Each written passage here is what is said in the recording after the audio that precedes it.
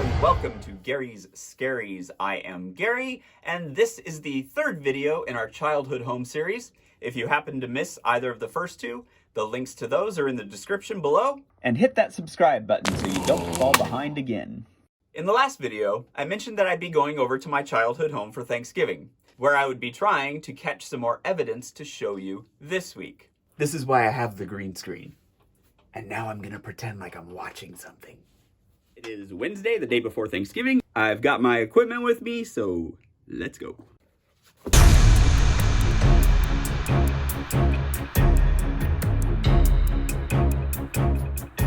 Now that we're here, my spirit of choice is going to be Tito's vodka, and it will be my choice again when I'm done with this one. So here's to video number 3.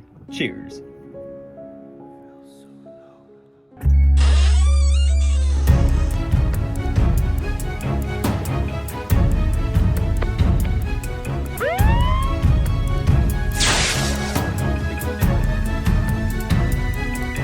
Gary, talking to you. Oh my God.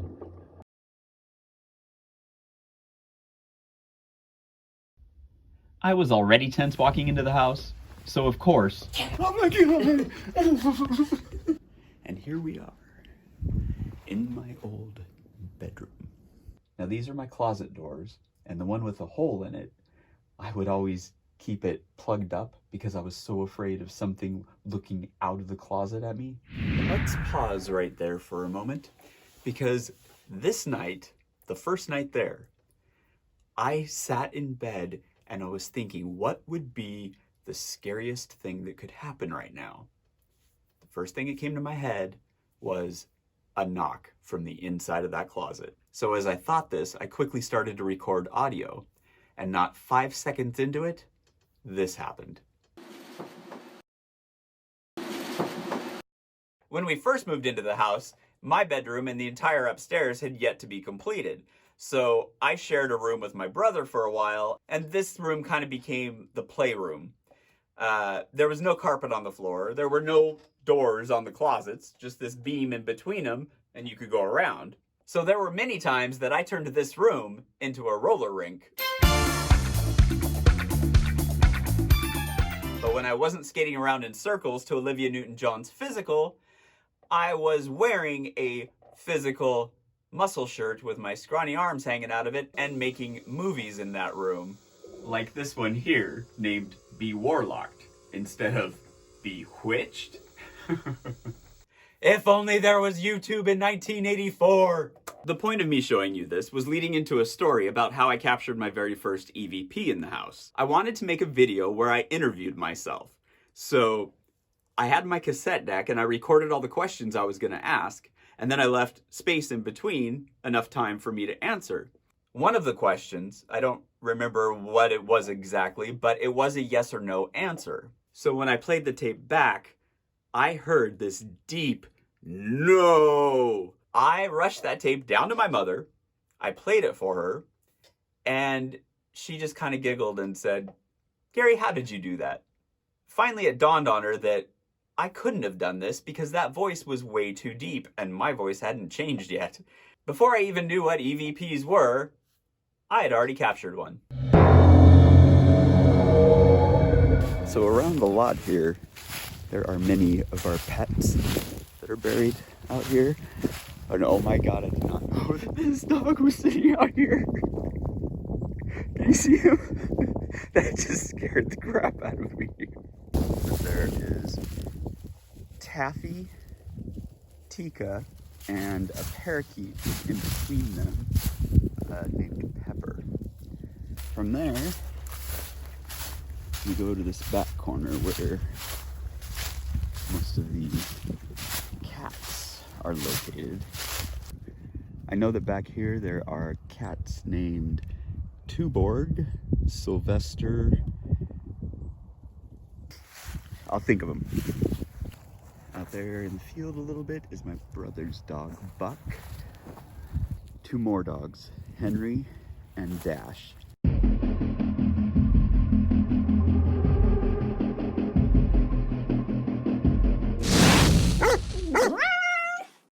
My brother ended up coming to the house a day later than he was going to this time.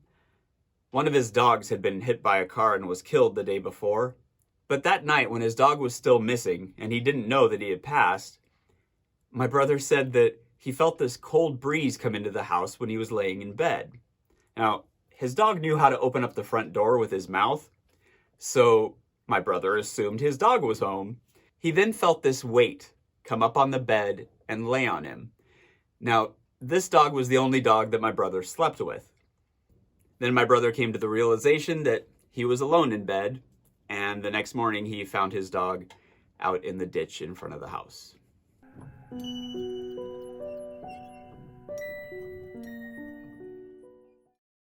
So right up here, in that window there, is where the kitchen is. My mom loved to cook. She spent a lot of time in the kitchen. Whenever I came to the house, I would always see her in that window. One of my nephews and I, we were in the kitchen cooking, and we were talking about my mom, his grandma. We were standing by the oven when the overhead fan turned on by itself. Now look at this thing. You really have to push down on these metal switches for it to turn on. So when it turned on, my nephew and I kind of went silent, and then we looked at each other and I just reached up and I turned it off. But it really felt like my mom was saying, "I hear you talking about me." That fan story I'd actually shared on Jim Harold's Campfire. It's a great podcast. If you're not familiar with it, I suggest you look into it. But I also shared a story about a singing woman.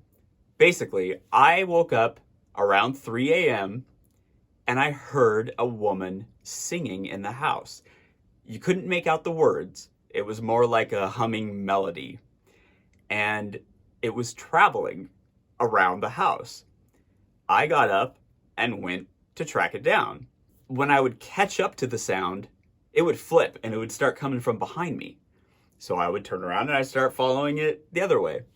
I did this 2 or 3 times until it finally led me to the basement. And then that's where it stopped. The next day, my nephew came over to the house and I asked him, "So, have you experienced anything weird here lately?" And he proceeded to tell me about a singing woman that he had heard there a few nights prior. This audio is from when I was just over there, and it's him and I discussing this. It's just kind of fun to hear both sides of the story. Then Percy woke up and she started looking and growling towards the basement from the couch. Towards the basement? Yeah, and I looked at my phone and it's 3 a.m. exactly. And she ran to the basement stairs and put her paw up. How come I didn't know this before? I told you. Not this part about going to the basement. Look, I started shaking. Because that's when I tried to find it, when I was following it around, trying to track it down where it was coming from. Like it's everywhere. It like led me to the basement, and that's where it disappeared. And I was like, "Percy, what is it?" And then right when I said that, I heard a woman singing. But like you couldn't hear the words. No, it sounded like she was just meandering around. But she was like humming. Yes. Like Because it wasn't scary at the time. Exactly.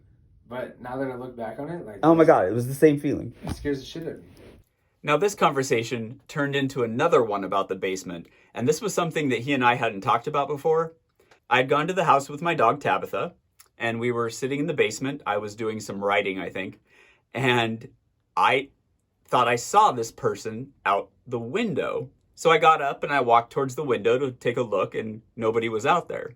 That's when I heard something with claws running up beside me. Of course, I thought it was Tabitha, so I looked down to say something to her, and she wasn't there. She was still on the couch behind me. What was beside me, you couldn't see, but the carpet design was moving.